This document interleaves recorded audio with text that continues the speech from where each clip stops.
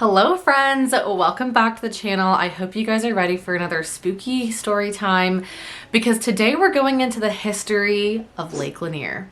If you guys don't know, I'm based out of Atlanta, Georgia, but I grew up in an area called Cumming, Georgia. Yes, I know it is the worst name for a city in the world, we're aware. But in Cumming, Georgia, and I guess it borders into other areas, is Lake Lanier, which is very infamously known in Georgia and other parts of the US for being haunted, cursed, bewitched, I don't know, because it has an abnormal number of accidents, fatalities, ghost sightings, and other spooky things happening.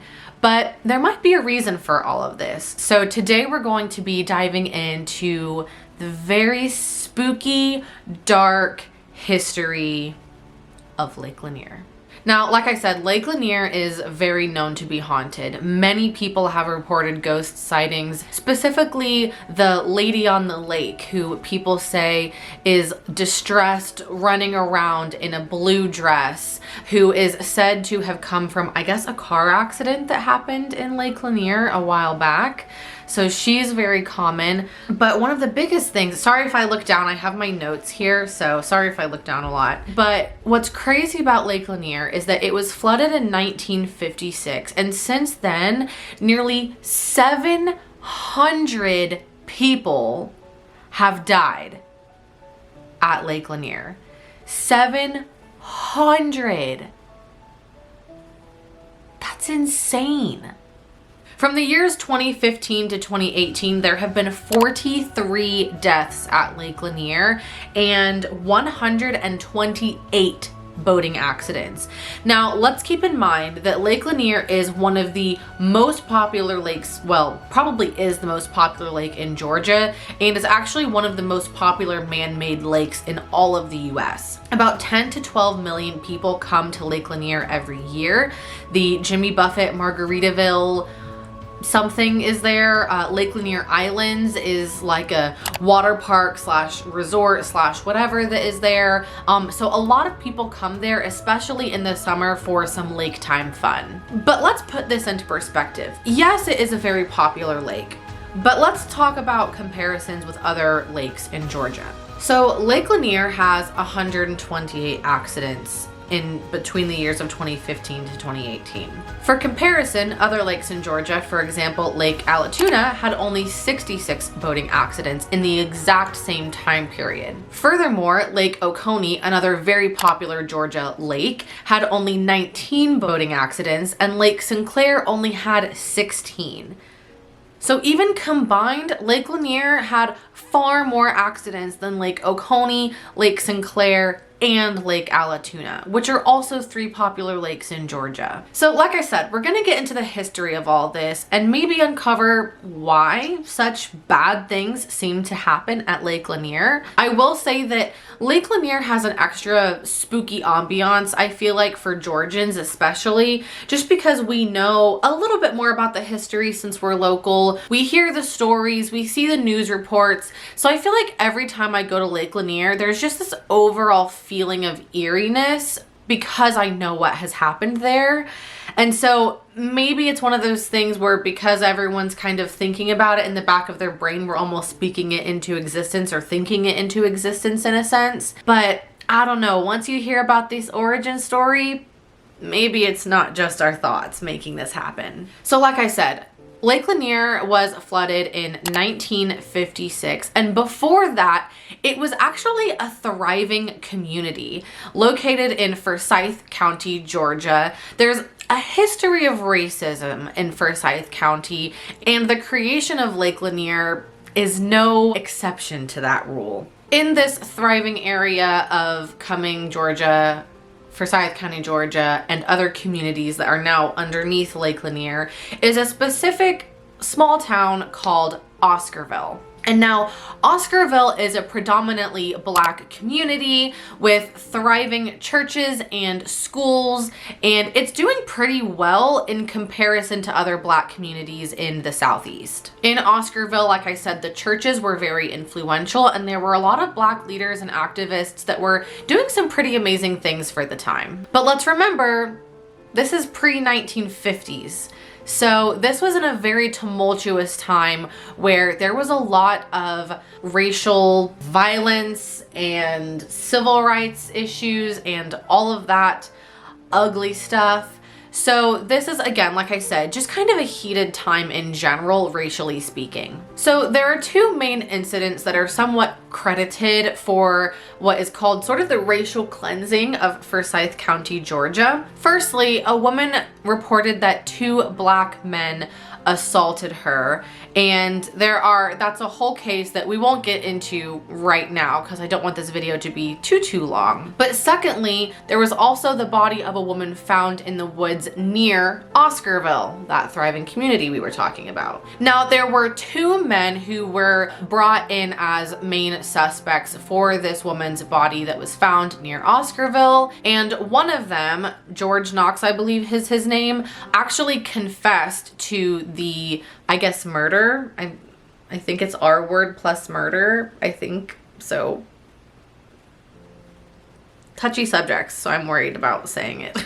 The other was Robert Edwards, who was obviously let go because the other guy was like, it was me, I did it. So Robert Edwards was like, cool, skedaddle. Now, while this was happening, there were also rumors swirling around the white community that Black people were going to dynamite the town if there were any lynchings that happened. So people are already starting to kind of take sides in a sense. I mean, they already kind of had sides, but take sides more and more, racially speaking. So people are kind of, you know, the heat is rising, the pot's boiling, if you know what I'm saying. Anyway, so a white mob seizes Robert Edwards, the guy who was like, he confessed, I'm a bounce, that guy. Remember him? He's a 24-year-old farmhand. A white angry mob seizes him and beats him to death before hanging him by a telephone wire.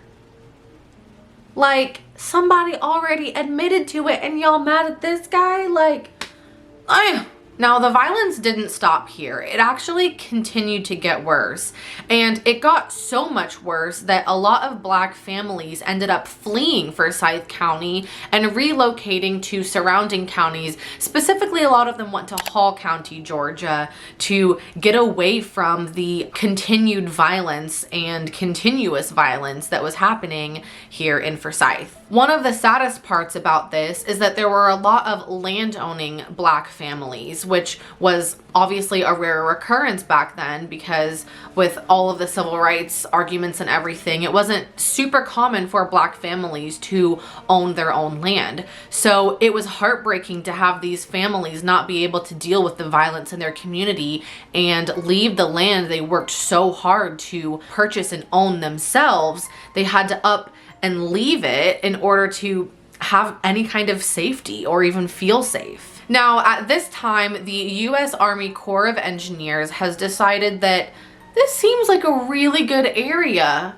to build a lake. A little convenient, right?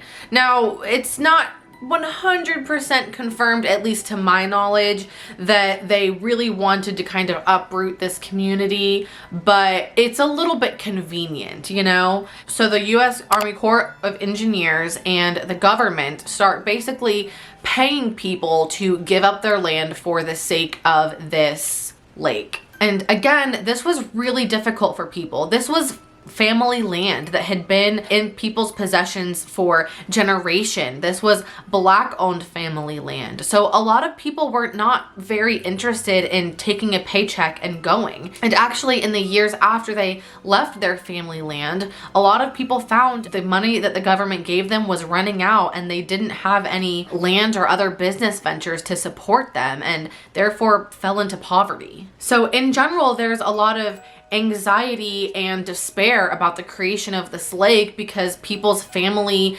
generationally owned all of this land that is important to them and is also very fertile, robust land. There was a lot of farmland that was producing crops. There was an entire ecosystem that completely gets wiped out and changed for the sake of this lake. Now, there wasn't no other reason for making this lake. It wasn't like summertime fun, let's build a lake. They actually wanted to build this lake to provide surrounding areas with power and water. And that's exactly what Lake Lanier does today. It provides power and water for a lot of Metro Atlanta, like a lot of Metro Atlanta. Now, before the lake was flooded, the U.S. Army Corps of Engineers did try to do their best to remove marked graves and relocate them. Churches or barns, anything made of wood that could eventually float up to the surface and cause dangerous circumstances, were removed and taken away. Even large trees were made sure to be cut down and removed from the location so that they wouldn't cause boating accidents in the future. But this is the thing, is that one, humans aren't perfect. And two, this is where a lot of people think that some of maybe the haunting or the angry spirits come from. And that is the fact that the U.S. Army Corps of Engineers admitted themselves that only marked graveyards, gravestones, graves in general were excavated and removed and replaced. That does not go for unmarked grave sites. So if you have a family grave site that's not necessarily marked, maybe because you didn't have the money to put headstones near there or at that location, those grave sites were left to be covered over with water. And furthermore, Native American burial sites. Native Americans were very prominent in the Georgian area and the southeast area of the United States. So it's very, very probable and possible that there are Native American burial sites hidden under Lake Lanier. That is like, to me, that's like, oh, well, of course, you've got a bunch of angry spirits that have like just been covered over and forgot about. I mean, it makes sense that they might be a little pissed off and taking it out on the people who go for some family fun on summer trips to Lake Lanier. So Lake Sidney Lanier was actually named after a Georgian poet, a really old guy, Lake Sidney Lanier, that guy. I think he wrote like, what is that? It's like Song of the Chattahoochee or something like that. So that's him. But despite all of the good that did come of Lake Lanier, like I said, providing many cities around Metro Atlanta with power and water, and I guess 10 to 12 million people have summer family fun every year thanks to Lake Lanier. Like I said, it's still just completely covered over possible culture of communities that were here before us. Again, it completely changed the ecosystem. It ruined very fruitful farmland. So, or maybe the pros didn't outweigh the cons. I don't know. So that is mainly the story of Lake Lanier. I don't know. Do you guys see what I mean? Where it's like, oh, yeah, that could definitely have some bad juju for sure. Driving people out of the area, unmarked burial grounds, you know, anything that was left behind that wasn't deemed dangerous was just covered over, you know. There's a racetrack apparently that is at the bottom of Lake Lanier. Apparently the bleachers were supposedly removed because they were afraid they were going to float to the surface and cause damage. But like I said, people report hauntings all the time, seeing the Lady of the Lake. Many people dive Lake Lanier multiple times a year and find random bits of suspicious things. There's a famous diver, I'll put his name here because I don't remember it, who says that he's felt like arms or legs when he's been diving Lake Lanier. So it's definitely a suspicious area for sure. My dad goes to fish at Lake Lanier seldomly. He used to do it more often, but the boating accidents are so crazy and the deaths are so crazy that he's really limited his time there. And yeah, it's just one of those things where I've gone to Lanier quite a few times, but it's not my family's #1 favorite spot to hang out. And so, you know, I haven't been there often, but I've been there enough that I know the lake pretty well, and it definitely just has a super eerie vibe to it. I will say that. A couple years ago, Brendan and I actually did a camp out. We glamped.